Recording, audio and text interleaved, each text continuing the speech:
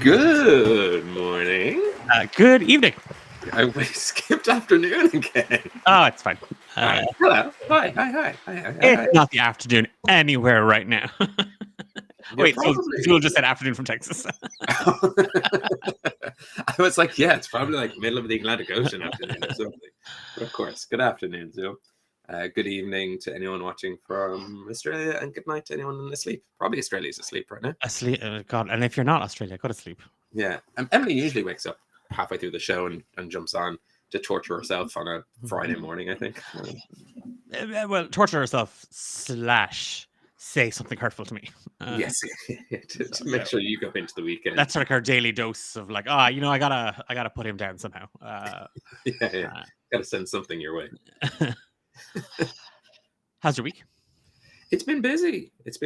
Yeah. It's been super busy with work and all that kind of stuff. Lovely stuff. Although I realized as I got dressed for this stream, and I put on like a shirt and a tie and a suit jacket, I'm like, I should be wearing this in work. That's like most people in my office, they look like this. And I go in like scraggly in my t-shirts and hoodie as a little creative. And so I put more effort into my appearance for this. I'm a creative. Than let me get at you with my out-of-the-box thinking. So I have cereal for dinner. I mean, you're not too wrong. Oh my fucking God. This was my dinner. I also love cereal for dinner, so I'm not. But then, as a creative, I would. As a creative, I have ice cream for breakfast. I'm a cool creative. Yeah, I'm not one of those dorky creatives. But it's been good. We've been shooting some fun stuff. I got to see some of it today, which is always lovely to see from script to screen. Working with some great directors. You know, I'm not doing any Plamos because they're here, because they're definitely no one from work knows I do this. So they do, and they're all coming into the next. Oh no! So it's a genuine reflection on it. What about yourself? How was your post the weekend? It's that time of year where you're kind of back into work as well. Not that you're not working over the summer, but like back into teaching hours. Yeah. No, I'm back at school, but I'm not back in class yet. So our classes don't kick off for like another week or so. So at the moment, it's a lot of that like admin-y sort of. I'm gonna be very careful about what I say. Stuff. There's a lot of stuff that we have to do workshops on stuff, and stuff. But no, if you stop harassing your colleagues, you'll stop having to do these workshops. Never. I'm just a creative. Flicking cereal at people. No, it's good. It's good. I'm kind of, do not get me wrong, the holidays are lovely and all, but I'm really sort of the routine that comes with it, and then also the prospect of new students and potentially new subjects is always kind of fun. Yeah, but no, it's kind of been a bit of a mixed bag.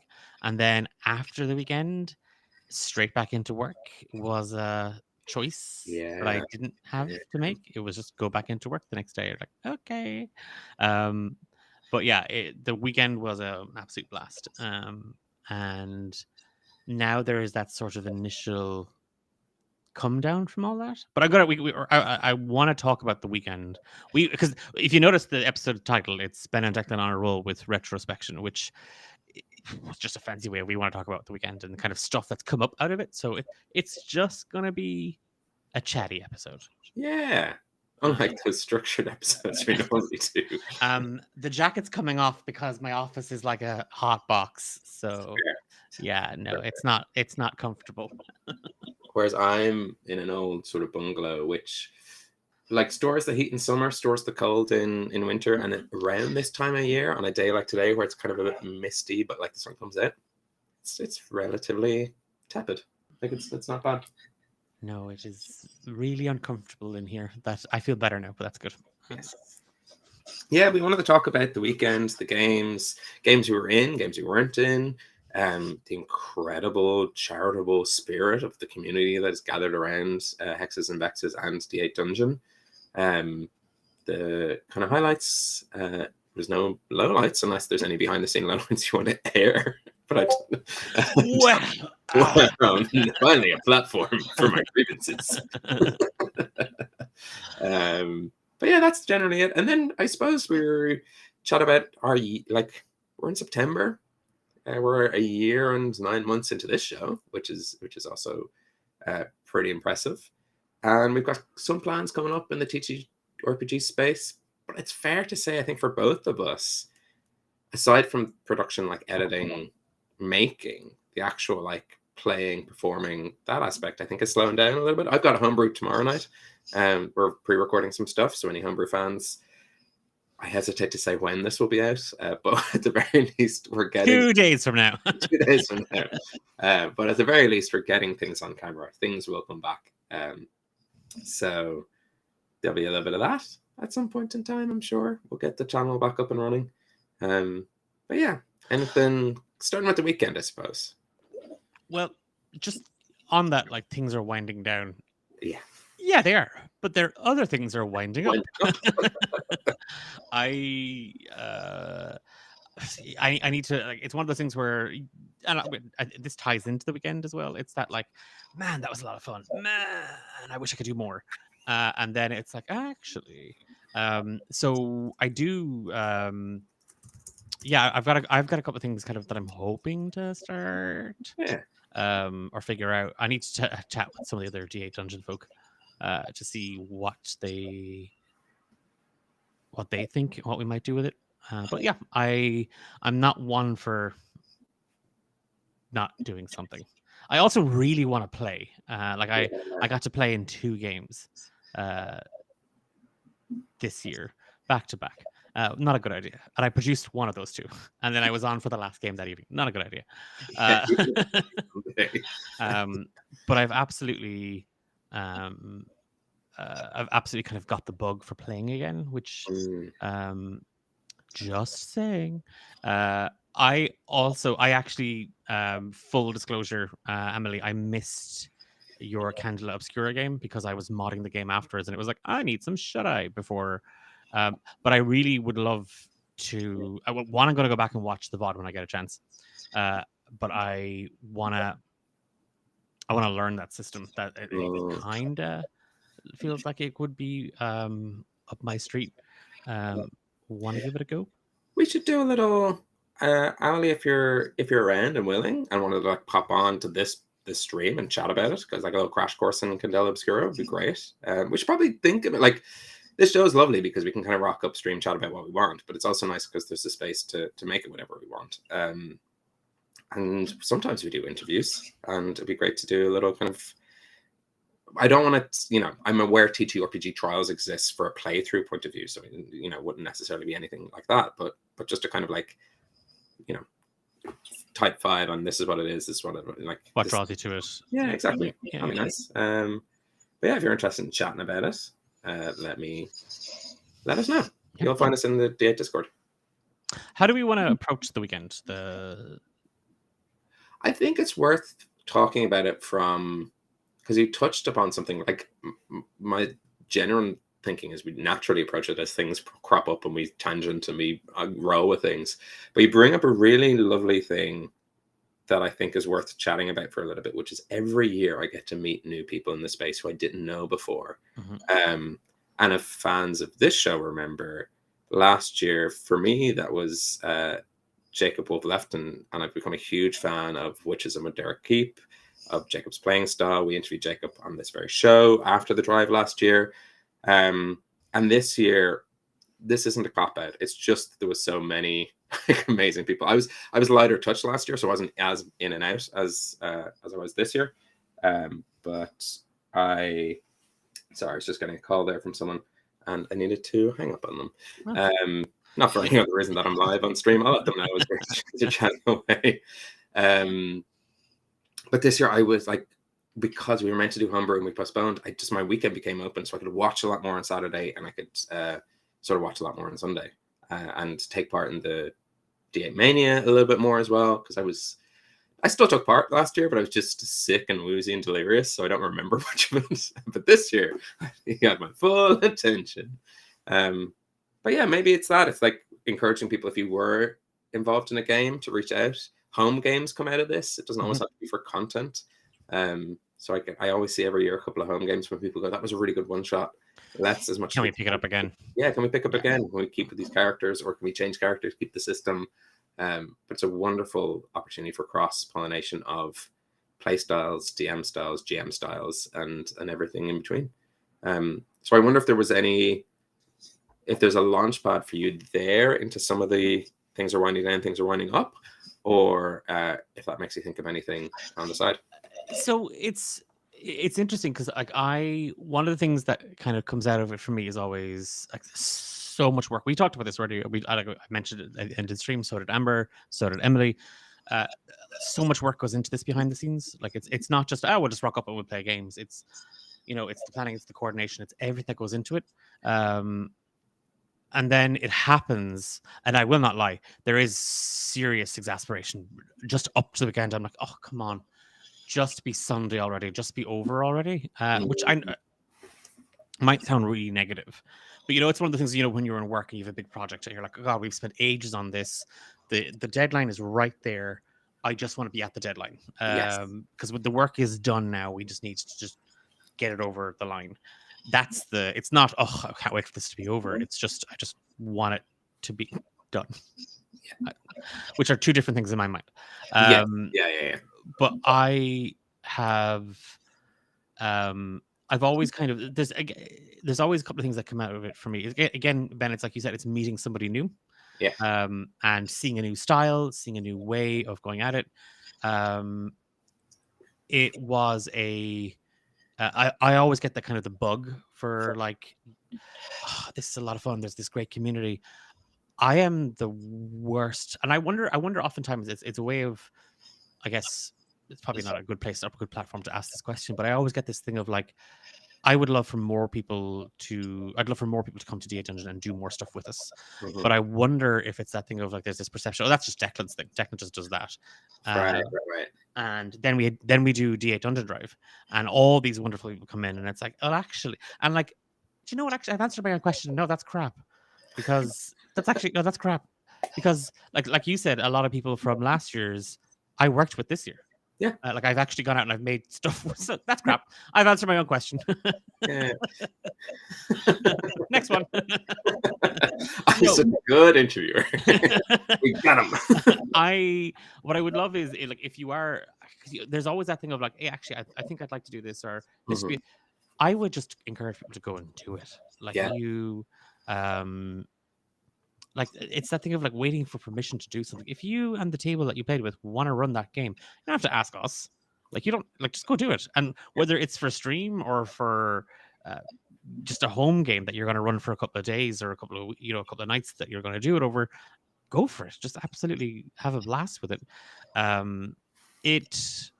The other thing that kind of comes out of it for me is often that sort of like taking things from other games, like that, like sort of that little magpie. Oh, that was actually a really cool mechanic. That was a really interesting, like Amber. I think the game system's called They Came From Beneath ... the Sea. I think that's what it's called. The game is called You Can't Surf For This.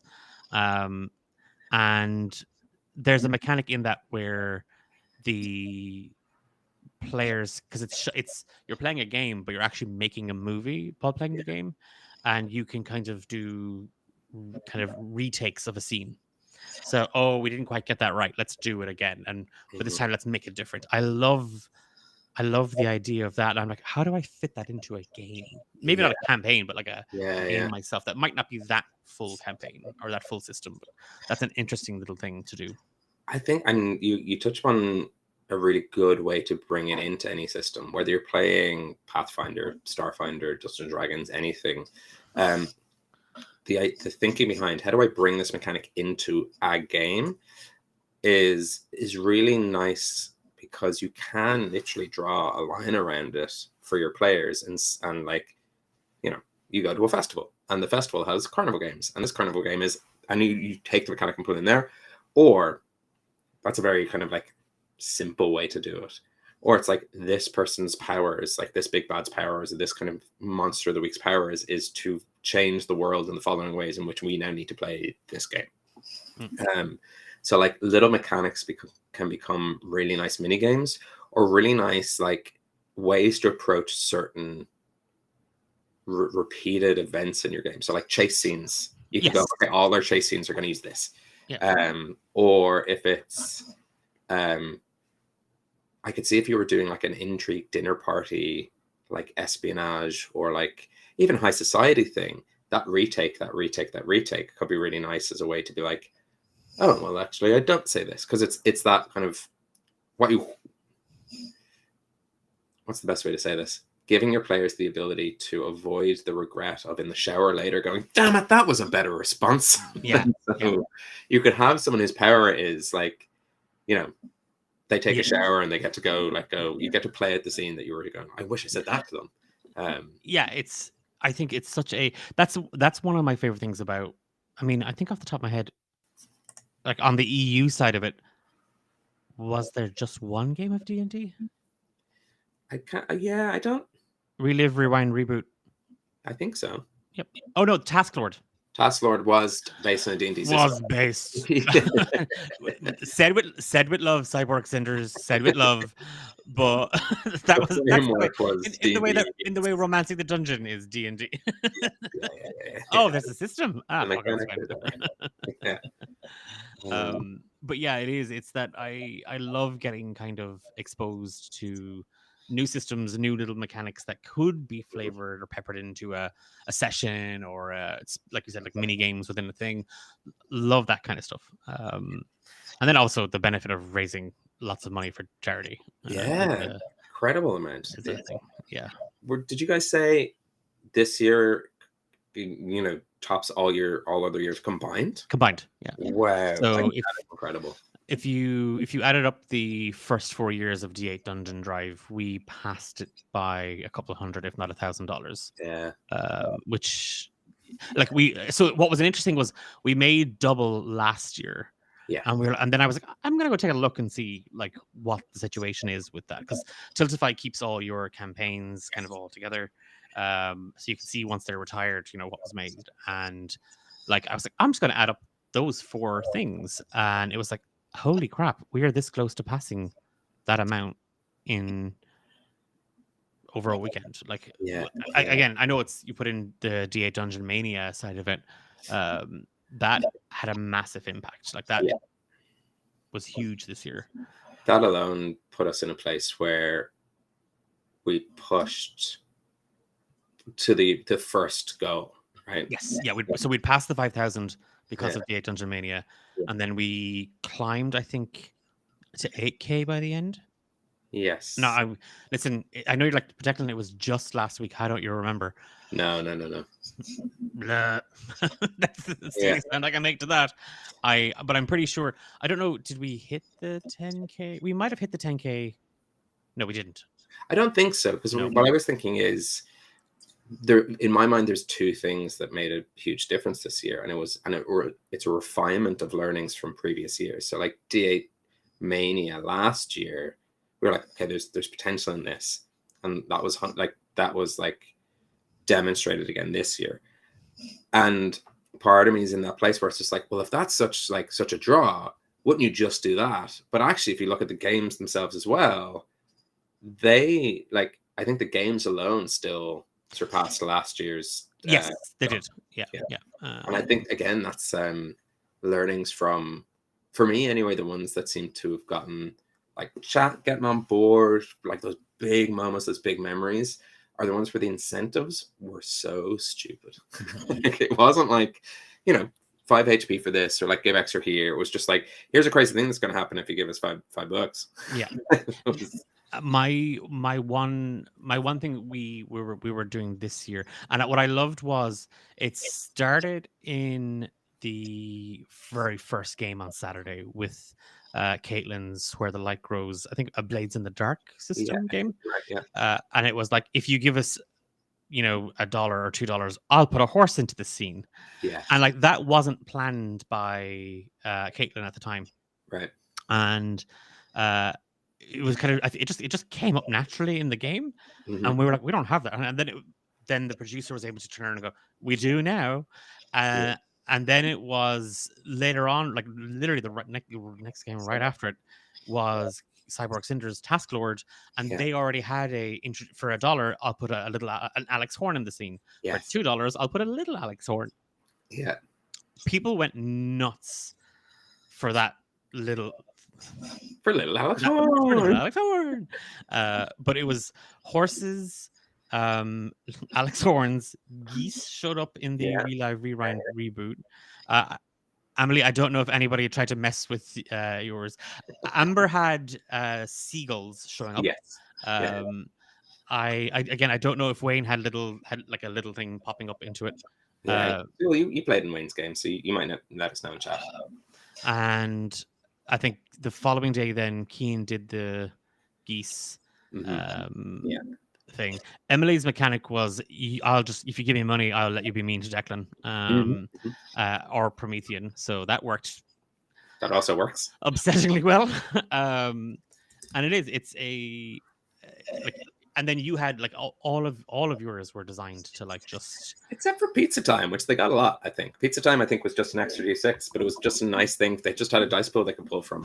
Yeah, that was actually something that you did, I think, in your third year with us, where you were like, I'm not giving it to a specific person. I'm just going to put it into the pool, and people can take from it as they need. That was Alec Horns is in Eat the Reich as well, which is very good. I think it was Merit. I think it was the camping one that I did. It's sorry, this little bit is bothering me. No, it's fine. Mine's been at me as well, so don't worry. Hair is fired. Hair and makeup, come on. A dice pool is really handy because then it's like you can donate. You don't have to give it to a person. And one thing I didn't expect to happen during the Turtles game was sometimes I think there was like 20 dice in the pool. So I was sort of heavily hinting at the players, like, take them, use them, because when that pool gets empty, you'll be in a position where you'll need them, and we'll be able to say, like, ask for more, help us out in the dice pool. But it stayed topped up, like, pretty much throughout, in around 10. Like, they always had, like, enough dice to ruin my life at any point in time, should they wish. But I also put incentives in for that instead. So that was the... and fair play to Seamaster D, who was playing along as Leo. I put in a joke one at a ridiculously high price called Canadian Maple Leaf, or just Maple Leaf, which was a callback last year, where I tried to do a very bad Canadian accent, and Paul from Homebrew Quest, who was playing in the game, decided to go for it. So it's a big fish. I didn't think anyone was going to take it. And I still now have to do Crangios. I need to reach out. I completely forgot. I didn't think that was going to get... I set 2 ridiculous targets thinking, well, set them. We're not going to hit them. And in the end, I think we raised something like $727 or something in that Turtles game. So we never, generally speaking, we never kind of, like, unless the DM comes to us and says, hey, could I get an idea of what was raised and stuff like that? Like, and some DMs will keep a track on it themselves, which is totally fine. Because it's always that thing of like, there's a couple of things that we always say. It doesn't matter if you weren't able to do it. If you watched and shared, that's helped the event, and that's helped raise awareness. If you gave $1, that has helped. And if you've given $100, that has helped. And it's a thing. So the one thing I will tell you all is we didn't have a single game this year that made less than $150, which is correct. Like, that's like well done. And I mean, that's going from 9 a.m. until midnight. So for 9 hours straight, there just wasn't. And you would be seeing, like, you get to see a lot of the there's always people in the chat that'll stick around or drop in or drop out. So that was people coming in going, oh, this is funny, here's some money to do something silly with it, and it works. Thanks Dylan. We're just chatting about. I might have to ask Jim. I'm going to try to keep this as contextless as possible. I might have to ask Jim if he's around to draw Krang from Dimension X on my tummy, so that I can then film cameos, which are called Crangios, to anyone who donated during the game that I ran. I counted, and thankfully it's less than 20, which, you know, will still take me hours. But and I thought, who is relatively close by, who has the artistic ability to potentially do this? So you might see in our little group chat me asking Jim if he wouldn't mind drawing crying on your belly. But we'll see. If not, I'm sure I can find someone. Even if I do a bad job myself, it will be fine.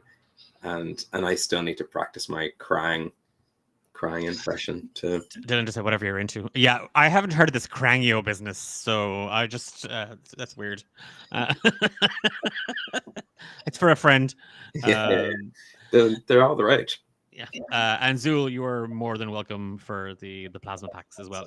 I always do, and I know Ben does the same thing. I would just put a little aside for every game so that I can just sometimes help and sometimes hinder the whole thing.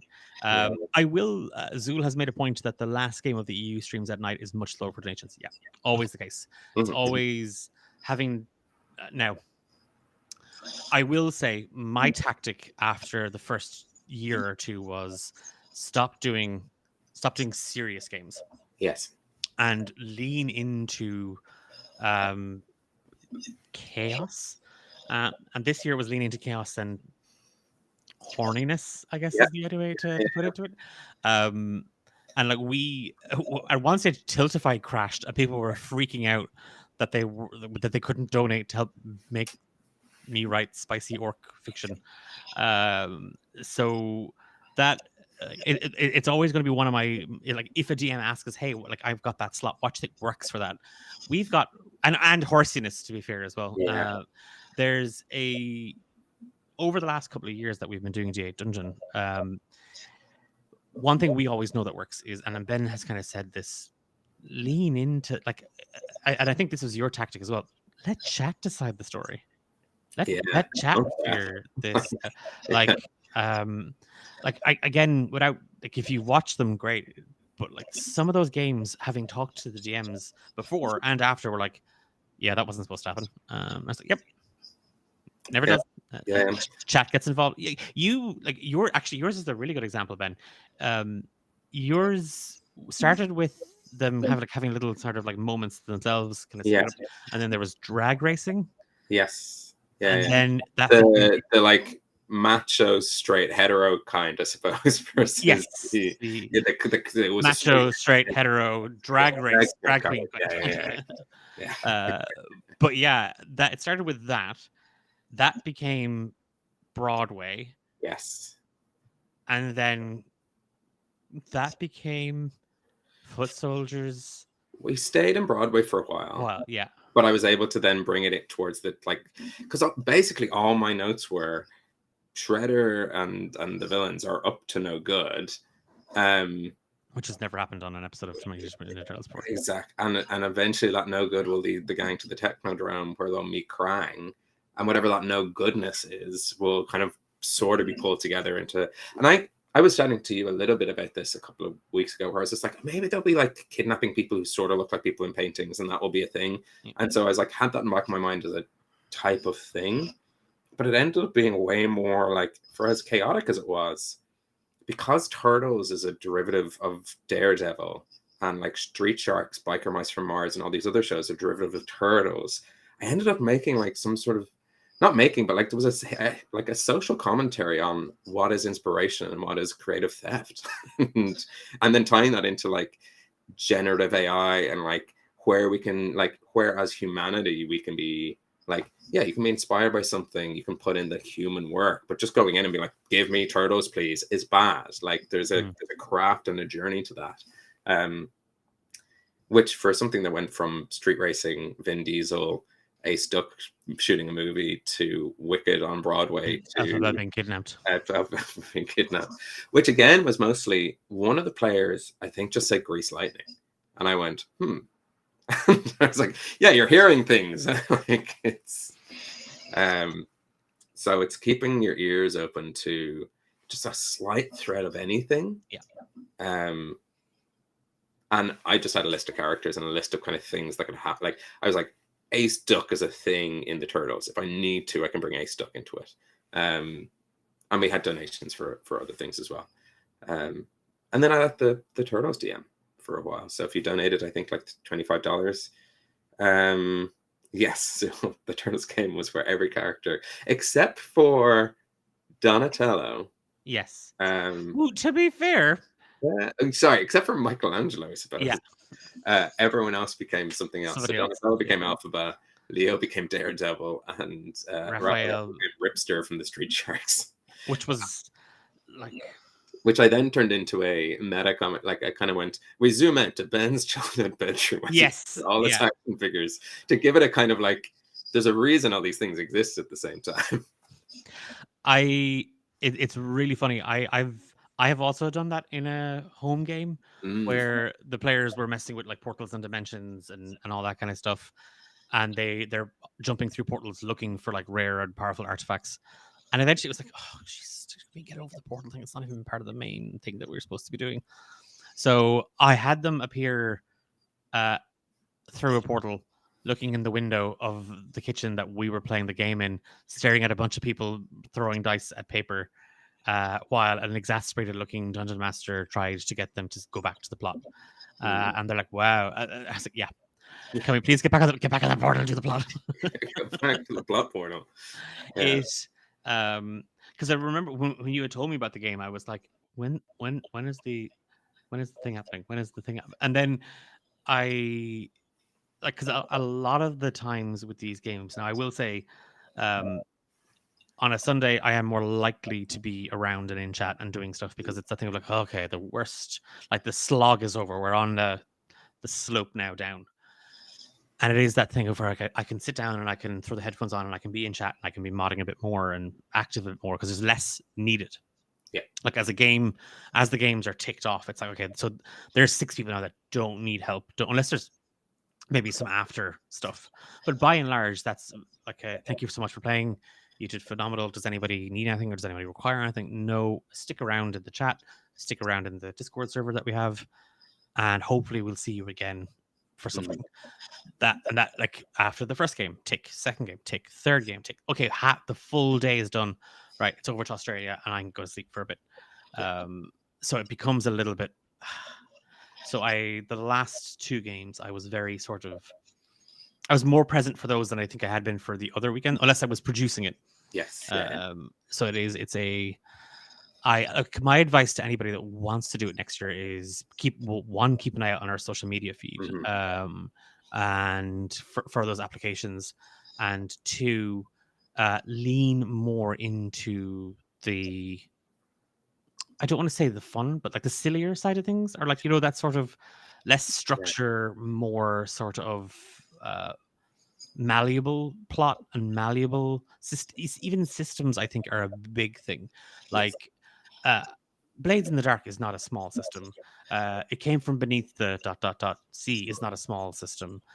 Like, but I think you can take those things, the parts that you really need, and make that fit. Because I remember Amber, and I don't think they'll mind me saying this, but Amber afterwards was like, "Oh, was that okay? Do you think I lent?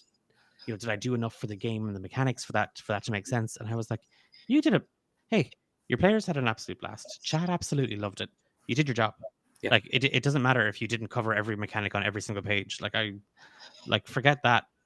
Make the session as fun as possible and make chat as involved as possible." And I think that's a lot easier with things like Hacks of Lasers and Feelings, or a 1-page RPG. Like I ran 2 this year. The Big Gay Orcs on the Friday night, or Sunday night, and then Yes, Your Horribleness by Stella Fitzgerald on Saturday morning, or Saturday night for the Australians. And in both those instances, I had very few notes other than the evil overlords having a day off. The minions need to get their pizza, stay alive, and fix the base after a raid by adventurers last week. That's their job. That's all. And the rest of it then was them coming up with stuff. And they spent a hell of a lot of time half flirting, half trying to extort receipts out of a chef in the dungeon kitchen. chat was just donating to kill Emily constantly. That was because I also had an incentive to bully Emily. So it's one of those things where I find myself doing less and less prep for these games. Yeah. Other than like, session zeros and character concepts. Most of the time it's like, yep. So what are we doing? Great.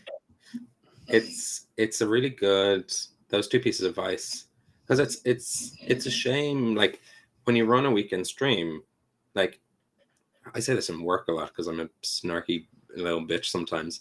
I can do a lot, but I can't change where the Earth is in the solar system, and therefore the position of the sun relative to us. And I can't change the amount of sunlight or hours or like time in a day. So like when it comes to, and usually it's like, can you get this done by 5? It's like, no, I can get it done by like 10 a.m. tomorrow morning, because by 5 o'clock, like you're either asking me to work late, and if you're comfortable, I want you to physically ask me, Ben, I want you to work late. But if you want to say that to me, see my reaction to it. I'm not going to like, you need to ask that of me. And I'll say yes. Like, it's not a scary thing to ask, but I want you to hear you say it.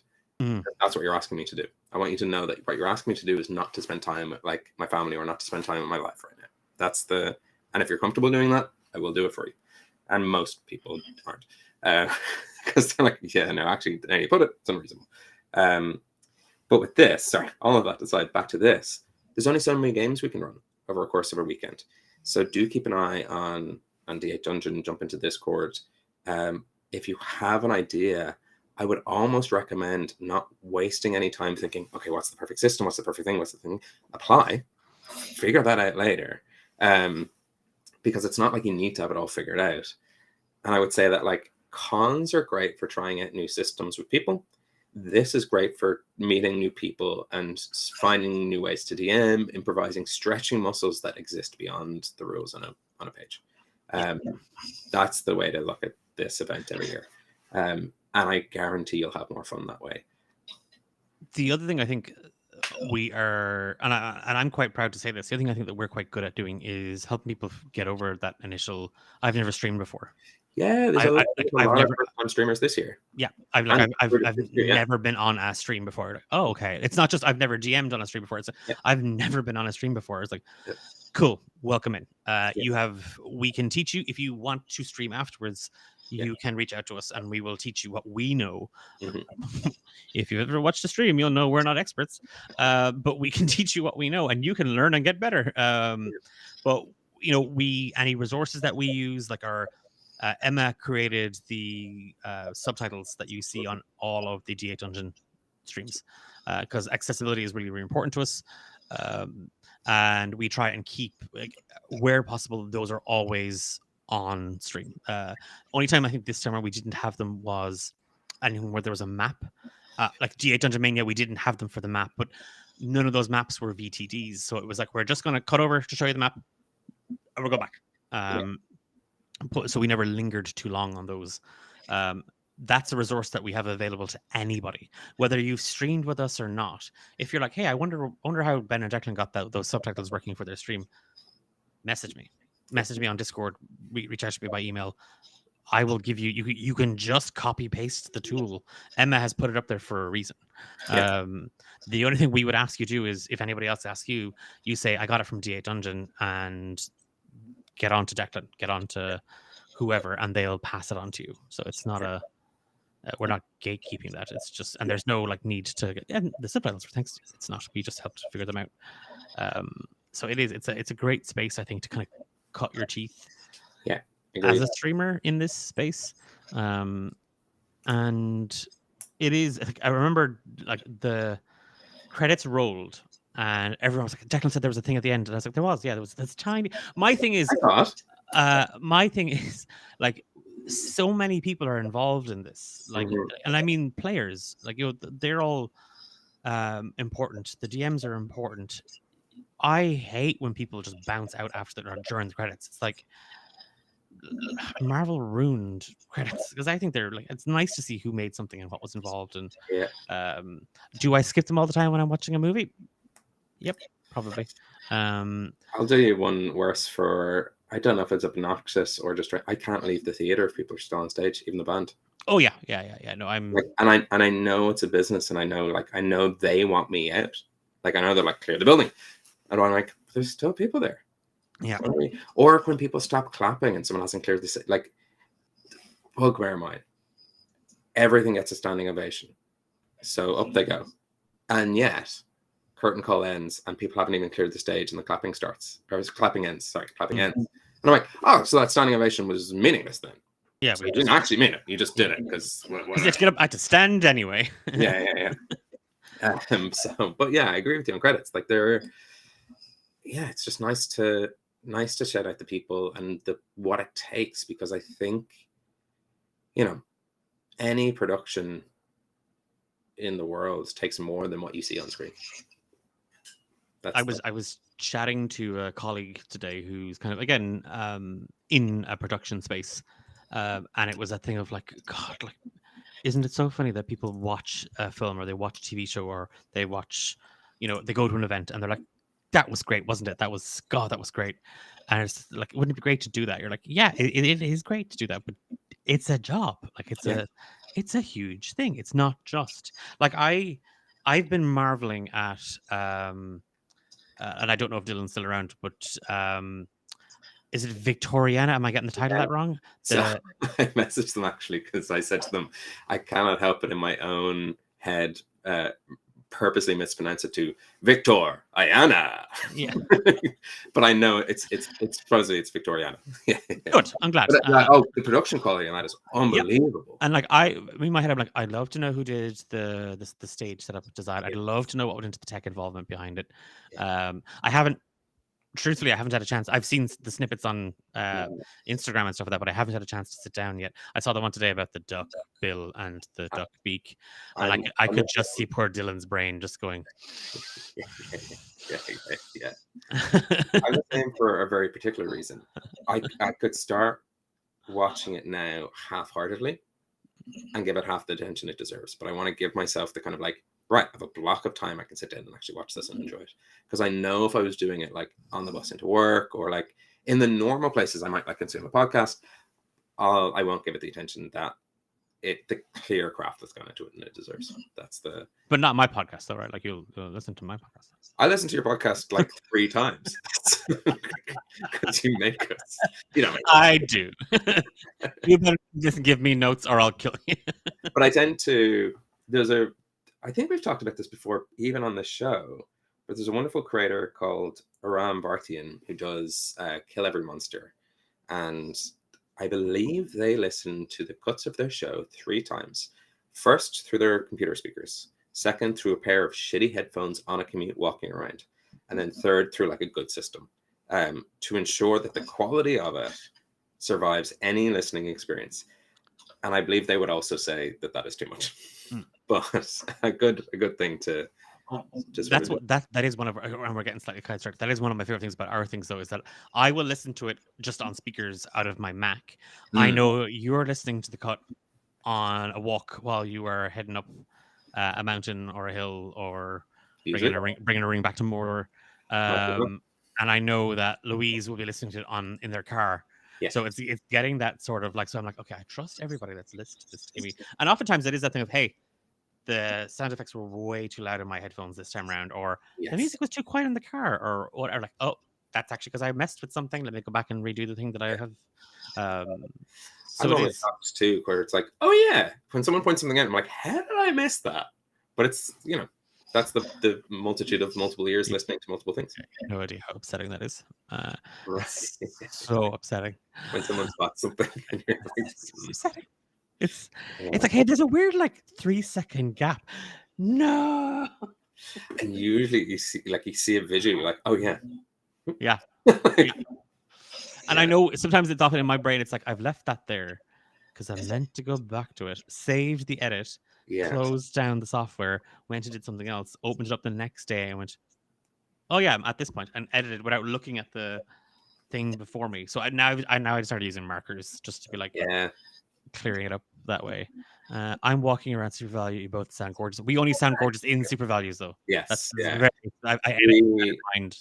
we have a particular business deal with the most graceful company. Allowed us to come out through those speakers crystal clear. Yeah, if you're listening for a Super Value or what else they have. something along the Musgraves as well. You'll hear us great. What else? Oh, look. Yeah. To get back onto the retrospection, and I guess futurespection, we're back next year. Oh, they own Daybreak. Yeah, it's great. I knew they had thank you. There's no Daybreaks down here. You'd have no Daybreaks in Limerick. There's no Daybreaks down in Limerick. Are Daybreaks? Do Daybreaks also exist in a Daybreak XL, or am I just thinking that the shop XL has a similar color palette to the Daybreaks?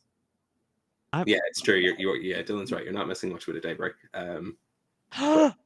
There is 2 Daybreaks. I tell a lie. 2 Daybreaks in Limerick. Breaking news. Breaking news. You heard it here first. You're here first. There's 2 Daybreaks. We are playing in Daybreak. Yeah, spot on. Daybreak, Super Value Centra, Musgraves, and then I believe they also own a lot of label stuff. I think Musgraves own all the Happy Pear stuff now. Do they? Yeah. Hence why people. And what is the show now? It's me showing off my knowledge of commercial goods and services in Ireland. I think you're getting a glimpse into my career. Oh, they own Frank and Honest. I'm not Googling. Yes. Sorry. Yeah. They own Mace as well. Oh. Musgraves' convenience store brand in Northern Ireland. Yeah. Everything's glamorous. What has this show turned into? There's a slight tangent, but the people who own Brent Thomas are connected. We're doing a tangent off a tangent. Yeah. Is the tangent going to loop us back? Hopefully, it might do. Just take this little side road. Oh, there's a Daybreak up ahead. Let's turn in. The people who own, I think it's the people who own Brent Thomas or somewhat connected to their family, also own a string of retail stores in Canada. The Westons, Galen Weston Jr., and I think his wife owns Brent Thomas and Pennies, maybe. And as a kid, for whatever reason, my dad used to bring me to for whatever reason, my dad used to bring me football matches because he's my dad and he loves me, I think. Whatever reason that was, I don't know what that deal was about.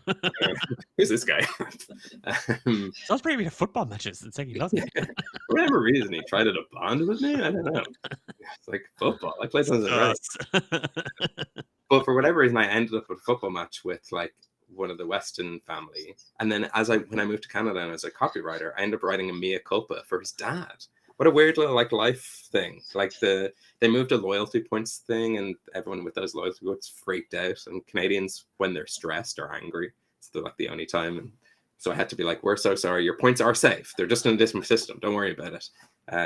So what a weird little like of all the people in the world who ends up writing this, it's like I sat beside your yeah. Jesus Christ. Anyway, we ran a charity. Well, Declan and I ran a charity at the weekend. I thought it was interesting. I thought it was a good story. What are the chances? You know what I will say? It is in keeping with today's episode, which is retrospection. Yeah, I was. So you know what, Ben? I owe you an apology. Yeah. And you'll get it in 6 to 8 weeks. Do you want to do one? No. Yeah, I do. Go on. I'll tell you anyway. We were on the shoot. Weston, more like get on with the resting of the show. That's just a red dot appears through the window. We'll be back after this. Like, you know what? Maybe I don't need to tell this other story. I'm beginning to second guess it. It was just a very embarrassing thing where I was on set this past few days, and one of the kids actors we were working with, their mom used to work in the same industry as me, and I knew someone that they used to work with who has since passed away. So they asked me on set, they're like, "Oh, how's that person doing?" And I'm like, "Oh, they passed away." And that very second, they were like, "Ben, can we get you for something?" I was like, "Yep." So I had to just leave the conversation on like this news where normally you'd be like, "Whoa, let's start. Are you okay?" This like, "How are they? Oh, they died. Anyway, gotta go." Straight out. And I never saw them again. And I wanted to go back to them to be like, "So that was a weird place to end a conversation." But yeah. I'll give you like in solidarity. I'll share you a story that is actually off of that because it's in the same zone. Okay.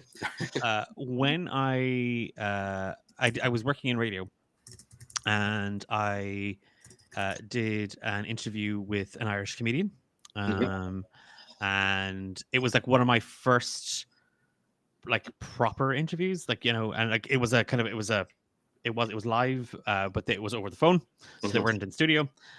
And this particular comedian was profile wise beginning to do quite well. Was in kind of has extensively done quite good stuff at the moment. And I think we were just kind of like, I was talking kind of, you know, like, what do you find funny? Like, kind of just, you know, like, I know you're a comedian, so you're looking for things to make funny, but like, you yourself, what actually makes you laugh? Like in your day-to-day life, not in your career, not in I think, but like, what actually makes you chuckle? And she proceeds to tell this story about like awkward things make her laugh, like awkward situations make them laugh.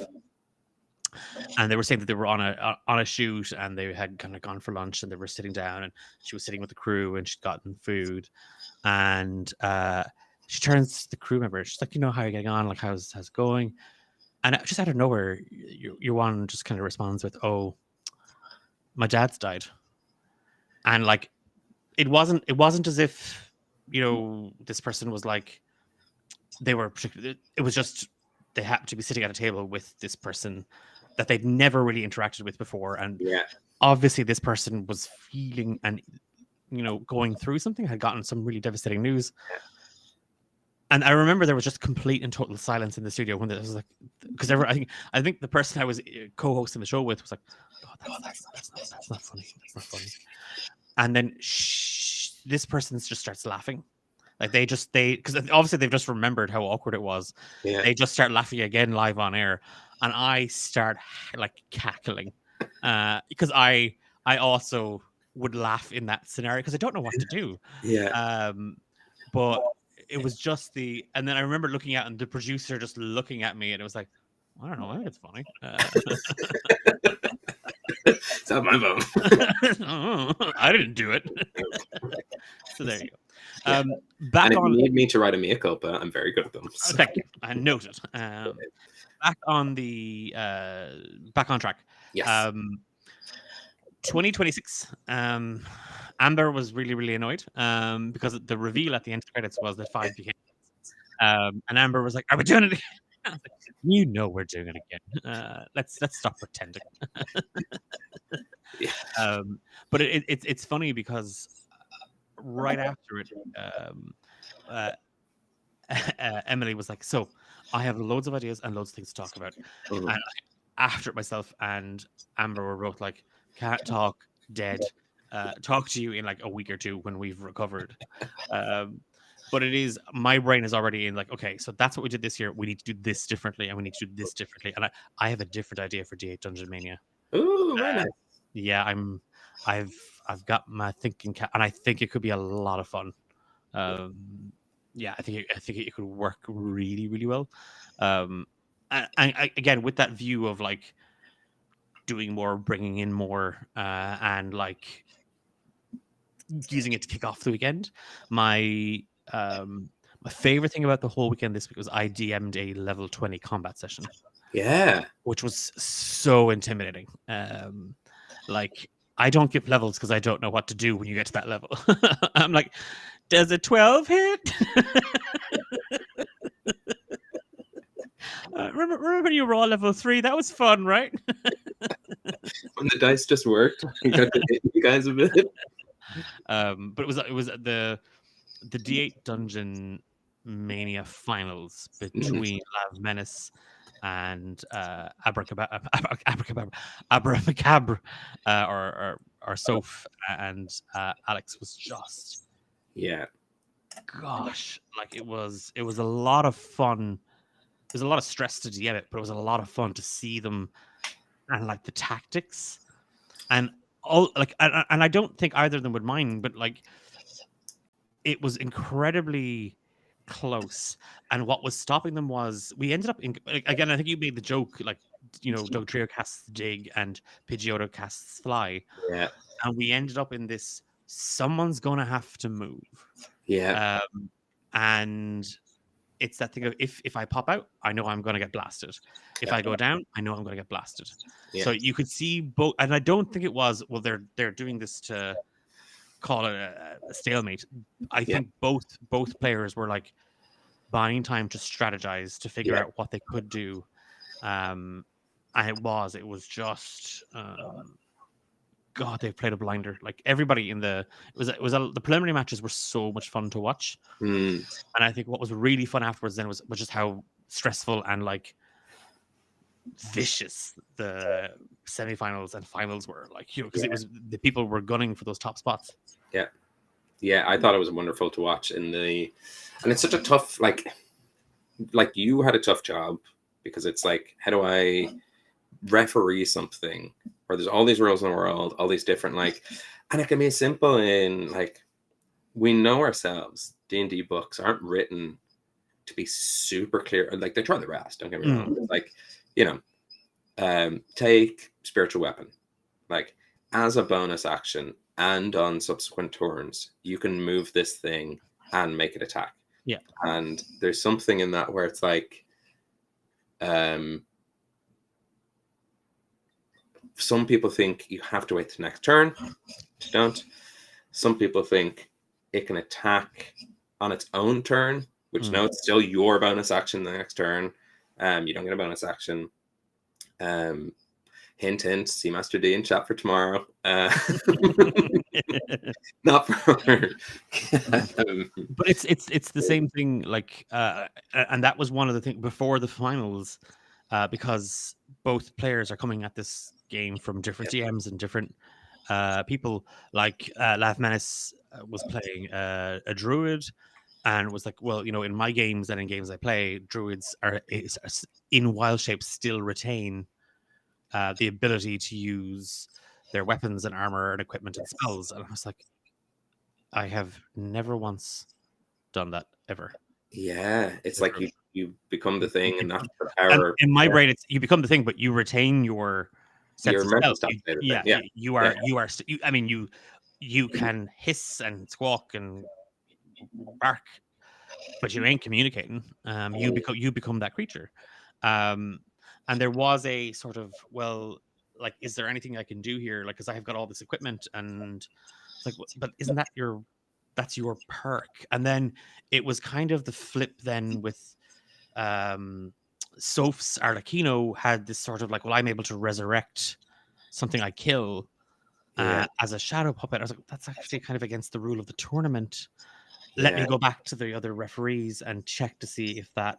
And it ultimately, it was one of those things where, like, as the DM, I have to make that call. Yeah. And I'm always kind of conscious of, God, I want this to be fair to everybody. Yeah. And we allowed Arlecchino's thing because it was like, that's conditional to there being other things that you have to fight. So if you do make it to the semifinals, you won't really be able to use that on anybody because it'll be you versus one other person, and then you long rest. So done. And then if it's in the preliminary matches, you have to beat everybody pretty quickly. Yeah. And that ain't going to happen straight away. So it was very, very conditional. I still, to be honest with you, I still struggle a little bit with the ruling on the druid. Because I've never run it that way. But I can imagine, and for the record, Lav Menace did not go, that's not fair. There was none of that at all whatsoever. They were very much, hey, no, you're the DM. It's your calling. It's your ruling. And I really, really appreciated that. But I was like, I've never played it that way. And I don't know, do you play druids that way? I've never, I've never played one. And then I don't think I've ever had one in a campaign. I noticed Zool in chat mentioned that in 2024 rules, wild shape, you can still talk, which would imply that up until 2024, you couldn't. And so in 3.5, where I started, a little bit before, and in 5th edition 2014, I've never played it that way. I think the party have gotten, anytime I've seen it, the party get around it. And also there's just nice role-playing moments. And it's like, yeah, you can't speak common, or, you don't retain the ability. You keep all your mental stats. But there's just something, most tables are just kind of like, I do this or do this or do this. And we sort of, I get the feeling we've we sort of plot past it in the sense of like, yeah, you don't say it, but you as a party have been traveling for so long together, you definitely understand that what like they're doing or what they're doing or whatever. Like, to use, maybe this might be I don't think this is a stretch. Maybe one of the world's most famous druids would be a Keyleth from Critical Role's first campaign, and I'm almost certain that like that was the way they did it, which is just like, yeah, you grunt and you roar and you like, as they got their elemental forms, it was just like, and maybe towards the end they sort of did a kind of like, I'll go here, and it was that sort of like simple common. To be honest, I don't feel strongly one way or the other. I like the role play of like, you transform into the beast and you are that beast. But then again, I don't think it breaks the game if it's the other way. Yeah. Potentially spells becomes a bit of a, I'd like to see, instead of like, you can wild shape and you can cast all these spells, I'd like to see a split in that subclass tree where it's like, you're a druid, but you're the cloak and staff and cast spells kind of druid and command animals kind of druid, or you're a shapeshifter and that's your, and like you were saying earlier, that's your perk. Whereas before I know polyshape, obviously all your stuff like melds in. Yeah. And yeah, Zool's right in chat as well. You can wear armor and gear if it still fits you. You can choose to have that in wild shape. So like, if you're wearing something, it can kind of like transform down into. Okay. Yeah. Look, it's one of those things where I guess it's got to be one of, because it's PvP, it's combat, and I like as a DM, I'm a role play first, story drama character DM first, and combat is part of that, but it's always kind of the let's role play during the combat. Yes. I still think both of them played an absolute. I mean, they didn't. Neither one. It came down to the HB thing. Yeah. It did not there, and it was 7% of a difference. Yeah, that was it. It's crazy. And there was what? A question I had for you for the future is the way to, like, full disclosure, I didn't go into my game trying to win. I knew I wasn't really available for the rest of the streams, but I was there to be some kind of father and to you know, no offense to anyone there. But if I was going in, I would have used the same technique that the person who won our game used, which was that very last round, a HB buff. I hate, like, to get it back up. And I'm wondering if in future games it's a, like, do you think, I think it works because I think donation, it's incentivized too. It's the whole point of it is for people to throw potions and get you up there, etc., etc. But there is a sort of technical loophole in run around, get the shit kicked out of me, totally heal up at the end, and still win. Yeah. So do you have, like, what's your? Are you like, yeah, I like it, Ben? It works. No, so I mean, I'm all up for whatever people want. Like I'm not even there yet in terms of like what rules worked and what rules didn't.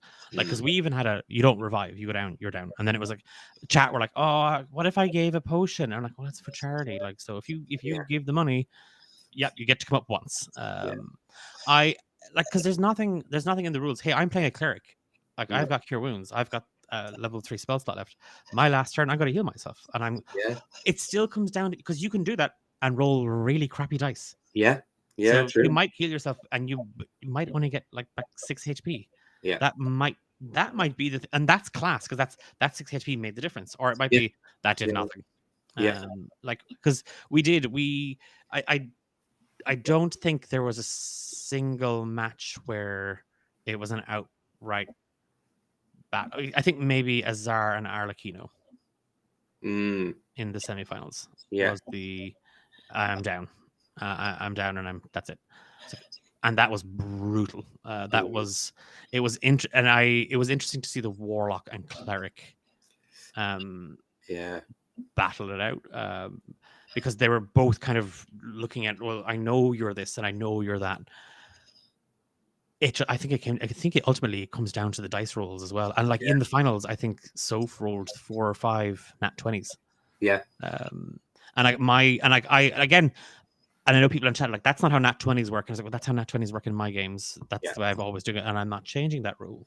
And it works for people on both sides. So yes, and that's it. Both get it. Like, so if there's a nat 20 there, that's what happens. It's the same thing with a nat 20 initiative. You get a free action before the initiative. So it's always going to be one of those things where I'm going to sit down. I'm gonna maybe chat to people that were playing in it. I'm gonna chat to the other referees to go, hey, we did this. What do you think would work better next year, or what we should do next year?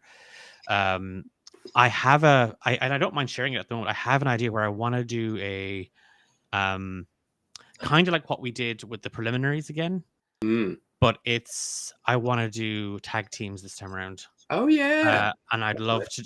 I'm in my brain right now. I'm like, I'd love to do something with like Australia, Europe, or like maybe Ireland and the UK and Europe as a separate thing, and then America as well, or Asia, or just and have it that sort of like, now this is like, so streamers in America are having 2 preliminary matches and they're looking to put together, because then it's like, fuck, we're 2 barbarians going into a match, and we're the same type of barbarian, like, oh shite, we need to get buffs to do that.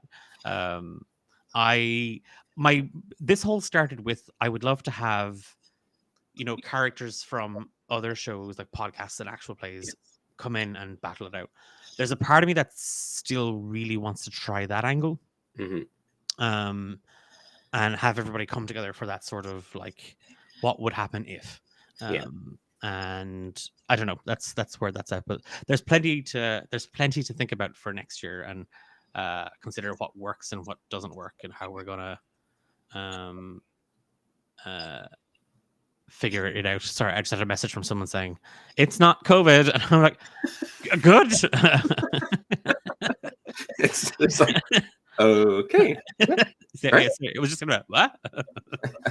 I think in that vein though, like D8 Mania, D8 Dungeon Drive, anyone who was involved, anyone who watched, anyone who donated, anyone who played, anyone who GM'd, like now, maybe not immediately now, like for headspace for both yourself, Amber, and Emily, but like over the next couple of months, it's time to just jot down your thoughts, see what you liked and what you didn't like. Not everything that gets suggested can be feasible, but if you spotted an opportunity, you thought, oh, this would be great, but I do like, it might be better this way, hop into the Discord and like let people know, and like all of that is good feedback to make it bigger and better next year, and to think of different places, because it's not the only charity stream that D8 run. So there's other opportunities coming up for you to GM and play, and to try out different things if you want to test it out. It just so happens to be the kind of, I suppose, the biggest or longest stretch, maybe not in time. Like Heroes from Home is quite a long stretch over a week, but it's less. It's kind of like a stream a night as opposed to like constant. And again, sometimes with Heroes from Home, we do it over, like, it's just the one, because we did the first time we just did it as the one. I'm thinking for Christmas again. I'm like, we did a charity stream. Yes. Last year, and I think Dylan had to host it for us the second night, because myself and our maybe it was not last year, it was the year before, our internet died in our house, and we had to drive down to our neighbors, or Justina's house, to use their Wi-Fi because they were away. It was.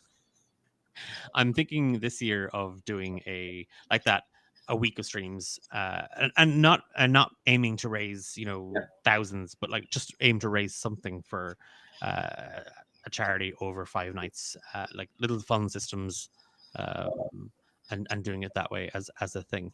But yeah, we're all like, I don't think we've ever done like a kind of a feedback survey. Not like officially, but I think people are like, people will always like, and that is one, if you're sitting there going, actually, I think this is a really good idea, like, but I don't want to make them think they didn't do a good job. We raised $14,095. I'm pretty happy with us doing a good job. You're not going to upset me. You're not going to upset Amber. And sometimes it might be a case of, hey, look, we actually really appreciate that. We did that in our second year and it didn't work. So how would you envision it? So we might come back to you with, could we try this instead? Or how would you might work that? Because we're doing this a while now, and we've tried and tested lots of things. Some things stick around. Other things have kind of tripped away. One of the first things we ever dropped is we had a 24-hour marathon. Never doing that again. I was a 6 a.m. game, I think, one of those years. Just noticing from Zul asking, would it help to point out potential problems where different GMs run the same thing differently, and a player might feel upset or cheated because something was ruled one way in their game? and they lost, but a GM might have run differently and they would have won. I think it's always good to get feedback like that. I think if you look at sports, there's different referees. Like sports teams would be like, oh, well, this guy would have ruled this way. It's like, that's the, like, it is a tournament. It is it's close to esports. It's a really good question because Emily and myself were refereeing the semifinals, and Emily was the lead referee for the EU semifinal, and I was the lead referee for the Aussie semifinal. Yeah. And right before those matches, it was a case of, hey, just as a heads up, Emily doesn't have a rule when it comes to potions. Yeah. You just get the potion as a thing. It's just a thing. And I was like, well, actually, for my games, for the Australian players, that's not a thing. I have a thing where you drink it, full benefits as an action, no bother. You drink it as a bonus action, you're rolling for it. Yeah. And that's in all my games. Yeah. So where we have different rulings, and myself and Emily would have checked in on those things, but that's a small ruling. Yeah. Like there are, I think Emily allowed the items for the druid. Yeah. Yeah. I'm pretty sure Emily allowed that in the preliminary match, but I was like, I don't think that's again, because in my head, and I was DMing, it wasn't a thing. So it's going to be one of those things where I definitely think we need to sit down and because we have rules for the tournament. Like house rules is this is the rules of the table. These are the consistent rules. Yeah. And then there'll be GM GM rules. Yeah. I think that's definitely something that we should 100% iron out. I think because the tournament is going to grow. Or that's the hope, the tournament will grow. So if that's happening, there needs to be a bit more consistency. Yeah. Not in the GM style, but definitely in GM verdicts. Yeah. Where like baseline, like my referee thing, it's like if you're playing tennis, like outside the line is still out. So, yes. Like it's like there's rules we can put in for sure. Yeah, definitely. So we'll figure that. But it's gonna be one of those things where it's like, oh, we don't have a rule for that because we didn't, we didn't talk about a class feature. Sometimes players, and I think that might be the thing that we do, is if you are playing this class and this is a thing that this class can do, but you're not sure it's legitimate or it works, put it to us as you're developing the character and we can let you know. Because that happened in the scenario with Arlecchino, and the thing was like, I want to do it this way because it fits the build that I want to make, but I think it's against one of your rules. How does that fit with you? We went away and we had a chat and we're like, well, actually it's quite conditional, so we're happy for you to take it.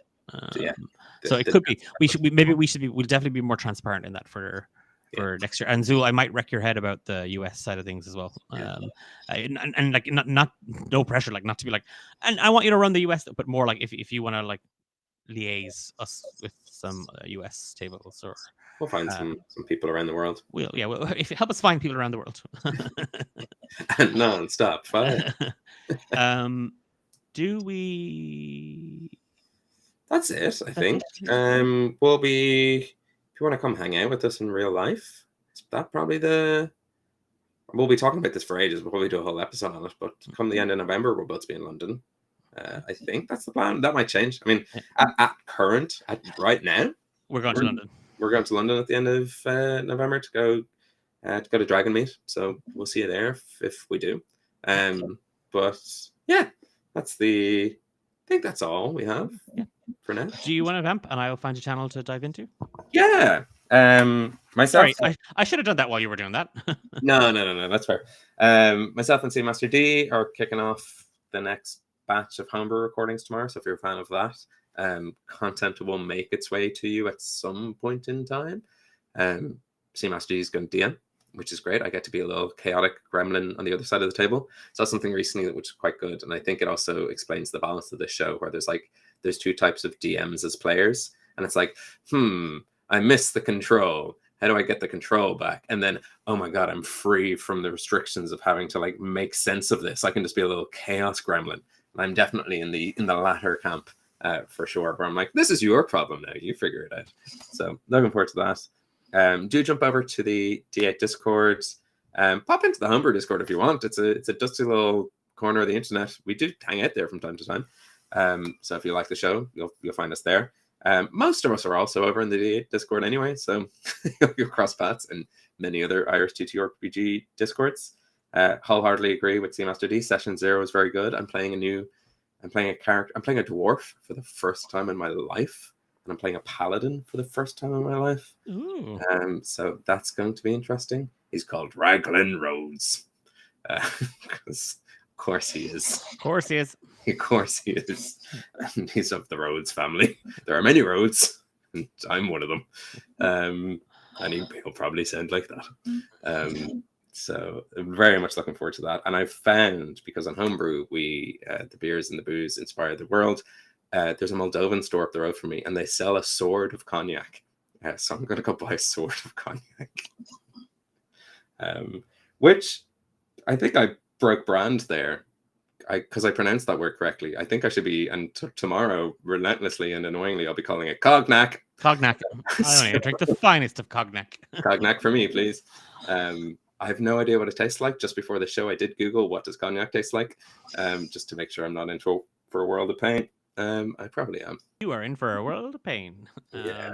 What does it go with? I'm going to search that after the stream. I think you can have it with ginger ale. Are we good to? Oh, yeah. You've had it. Yeah. Okay. Do you want to? I'm going to clear them out. They are fine. Maybe I'll bring it for the gimmick and then bring some tasty beers to wash it down. Yeah. We're going to jump into Ampersand D20. Ampersand was in the Eat the Reich game, Operation Bloodstorm, on Saturday night with Sewell. So we're going to jump in and we're going to say hi to that guy. So stick around. We're back in 2 weeks. We're back in 2 weeks. We're back in 2 weeks. I don't think there's anything. I'm gonna go see Monster Trucks with my nephew next week. That's the only thing I think I have going on in my life. I don't know if TTRPG treated. I don't think so.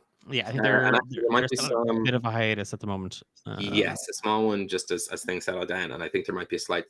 They're still working on it, but I think there might be a slight schedule change. When they are back, they might be back at 8:30 instead of 8. Yes, but that'll be all on our socials and stuff like that. I don't know what we might do. I might do something next Thursday. I'll see. I might just do. I want to do like a little small. Declan's just gonna play a video game and chat for a while. Oh yeah, thing. So, because Stardew Valley is the free game on the PlayStation this month, so. Is it? It is. And I have Stardew Valley on the Switch, but I don't have it on PlayStation 5. So I might just play some Stardew Valley next week. I know a certain Twiggy Bee who'd be for... I don't know if they have a PlayStation. I don't know if it cross platforms. Yeah, it doesn't. Boo. Feels like... yeah. But you know what is Baldur's Gate? It is cross-platform, yes. Yeah. They might be able to play. I'm gonna go finish Claire Obscure at some point. I haven't finished it yet. I'm in Act 3, but actually I'm finding, it's like I feel like the story's ended, and it's like now I'm just gonna level up and do the thing. I'm sorry, developers of Claire Obscura. That's how I feel. But I'm still doing it. I'm still going around and fucking killing the big snake and whatever. So, I'm mad at you. Bye. You're mad at me? Yeah, I'm mad at you. That's not. Why? What did I do? Because you know what, I'm not actually mad at. No, I am. I am and I haven't. When we come back, you've 2 weeks. You have 2 weeks to finish it. To finish it? Yeah, come back, and I'm going to ask you the same question. Okay. How you really feel? Okay. Because it won't be. Okay, good. I'm glad. I'm happy to hear. No, I know. It's not for Japan. Get us out of here. Go. Okay, we're going. Okay, we'll see you in 2 weeks. Bye.